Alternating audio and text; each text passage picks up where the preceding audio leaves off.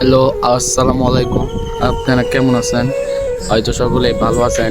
আজকে আমরা যে বিষয়গুলো নিয়ে আলোচনা করতে চাচ্ছি, আজকে যেহেতু আমাদের ফাইনাল বিশ্বকাপ খেলা শেষ হইলো, কালকে রাত 1টার সময় কিন্তু আমাদের ফাইনাল খেলা হয়েছে। সেই ফাইনাল খেলা কিন্তু অনেকটাই ভালো হয়েছে। আমরা মনে করছিলাম আর্জেন্টিনা কাপ নিবে, আর্জেন্টিনার ঘরে আবারও 4টা কাপ হবে, আমরা জার্সিতে দেখতে পারবো, কিন্তু না, পুরাই একবার মাথা নষ্ট হয়ে গেছে।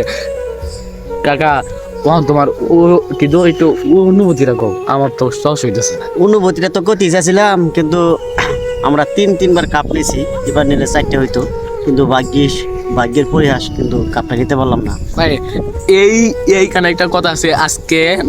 আজকে যে ফাইনালটা হয়েছে সেইখানে কিন্তু মেসি কিন্তু বল পায় নাই, কিন্তু না, আর্জেন্টিনা আক্রমণ করতে পারে নাই। যেই সময় স্পেন গোল দিয়া ফেললো, তারপর 2-1টা শট নিয়েছিল। হ্যাঁ হ্যাঁ কাকা, এই এই বিষয় নিয়ে আজকে আর্জেন্টিনা পারলো না, তাদের ব্যর্থতা। আজকে তাদের কিছু করার নাই, তারা খারাপ খেলাইছে, স্পেনের ভালো খেলা হয়েছে। আর্জেন্টিনা কাকা কত সালে কাপ নিয়েছিল? আর্জেন্টিনা প্রথম কাপ নিয়েছে 1978 সালে, দ্বিতীয় কাপ নিয়েছে 1986 সালে, আর তৃতীয় কাপটা নিয়েছে 2022 সালে।